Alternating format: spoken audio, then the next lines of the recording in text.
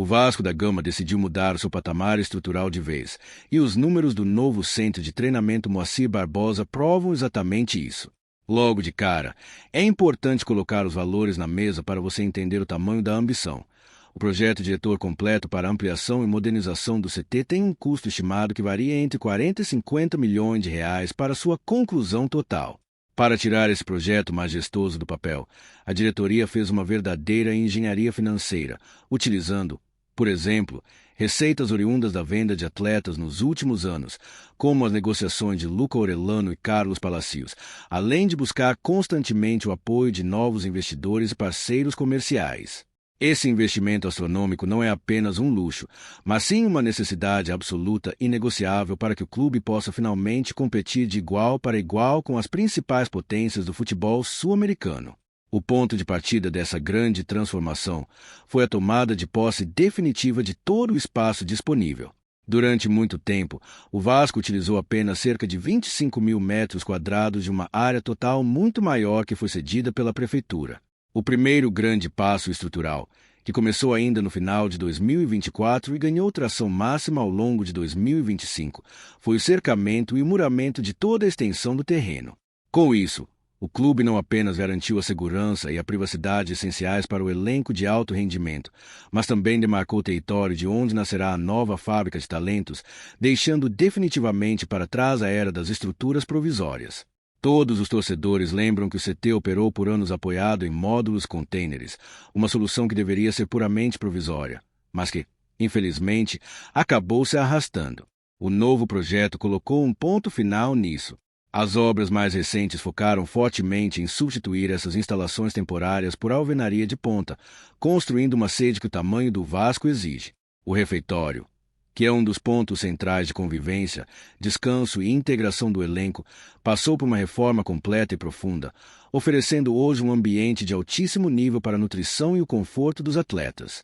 Além disso, o clube inaugurou logo no início de 2025 um novo complexo de recuperação física, instalando piscinas aquecidas modernos, pontos de hidromassagem.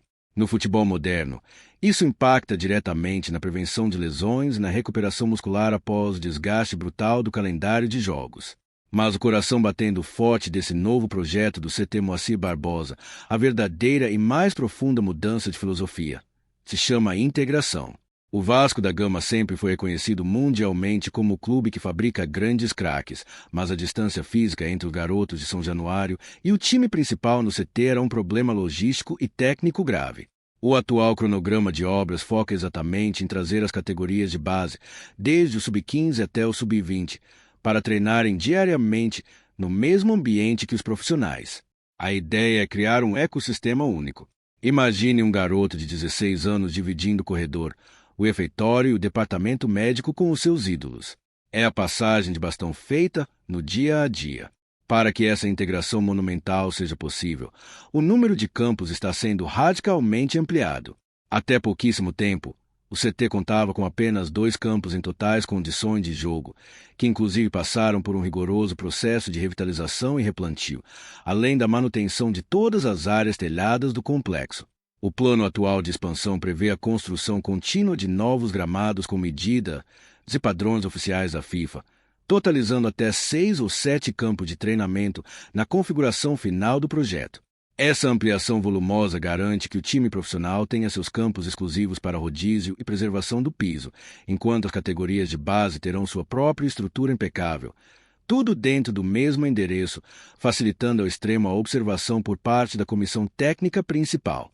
Falando sobre prazos, como já estamos vivendo este ano de 2026, muita coisa já saiu do papel e virou realidade de tijolo e cimento, mas a reta final ainda exige ritmo acelerado. O clube aproveitou todas as brechas de calendário, como as férias de dezembro de 2024 e a grande pausa para o Mundial no meio de 2025, para acelerar as obras mais pesadas sem atrapalhar a rotina diária do elenco. No entanto, o cronograma precisou ser muito bem costurado com a Prefeitura do Rio de Janeiro. Existiu um temor real e justificado de que as obras de infraestrutura do próprio município na região da Cidade de Deus afetassem a logística e travassem o ritmo da reforma do CT Cruz Maltino. O Vasco precisou agir rápido nos bastidores, alinhou os ponteiros com o poder público e conseguiu blindar o seu calendário. A grande meta, o prazo fechado que a gestão tem como linha de chegada, é entregar a integração total da base com um profissional completamente operacional até o início do ano de 2027, virando, de uma vez por todas, essa página estrutural do clube. Esse movimento de modernização do centro de treinamento não acontece de forma isolada na história recente. O Vasco vive um momento de reestruturação global impressionante. Enquanto o clube concentra esforços gigantescos na negociação do potencial construtivo para garantir o orçamento da aguardada e faraônica reforma do complexo de São Januário, o CTK dá jovem talento que sobe para profissional melhor preparado física, mental e taticamente graças às novas instalações, representa um retorno esportivo e financeiro incalculável. O torcedor vascaíno sofreu por muitos anos com projetos que ficaram apenas na maquete, mas as fundações que se erguem agora, no CT Moacir Barbosa, são a base mais sólida construída em décadas. O futuro glorioso e sustentável do Vasco está sendo forjado hoje, em cada novo metro quadrado de grama e cimento deste CT. O incrível projeto de reforma de São Januário orçado em 800 milhões de reais para o Vasco em 2026. Será que tudo vai sair do papel? Vamos para o vídeo. Um solo sagrado em evolução. Existem estádios que são apenas infraestruturas desportivas, e existe o Estádio Vasco da Gama, o nosso eterno São Januário.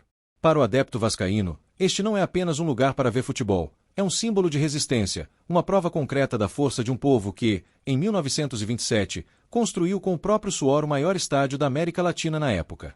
Mas o tempo não para. Para que o Vasco da Gama retome o seu lugar de direito no topo do futebol mundial, o gigante da colina precisa de se transformar. O projeto de reforma de São Januário é uma ponte entre a nossa história gloriosa e um futuro de excelência. Hoje, vamos detalhar tudo: os valores bilionários, os prazos, a estratégia financeira e como o Vasco planeia gerir a saudade da sua casa durante este processo.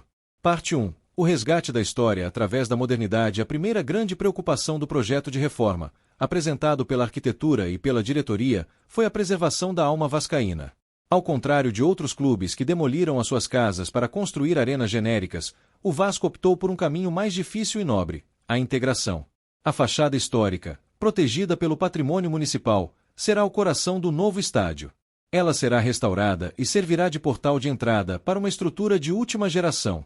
O conceito é o de uma arena de 3 lados e uma curva, mantendo o icônico formato em U que permite a vista para a barreira e para a escola, mas elevando as bancadas para criar um ambiente de pressão sonora sem precedentes. A capacidade saltará dos atuais 22.000 para cerca de 47.000 espectadores. Imagine o que será o barulho de 47.000 vozes dentro de um caldeirão fechado acusticamente. Será, sem dúvida, o estádio mais hostil para os adversários em todo o continente. Parte 2. A engenharia financeira, o potencial construtivo. Muitos adeptos perguntam: como é que o Vasco vai pagar 600 milhões de reais sem se endividar ainda mais? A resposta é uma jogada de mestre legislativa: o potencial construtivo. Para explicar de forma simples, imagine que o terreno de São Januário tem o direito de construir prédios altos, mas o clube opta por não fazer para manter o estádio. A Prefeitura do Rio de Janeiro autorizou o Vasco a vender esse direito de construção para outras áreas da cidade, principalmente na Barra da Tijuca. Ou seja, as construtoras pagam ao Vasco para poderem construir prédios mais altos noutros lugares, e esse dinheiro, que está carimbado e protegido por lei, vai diretamente para uma conta que só pode ser usada na obra do estádio. É um modelo de custo zero para o clube em termos de dívida bancária. O Vasco não precisa de pedir empréstimos, ele utiliza o valor do seu próprio solo para se reconstruir. Parte 3. Setor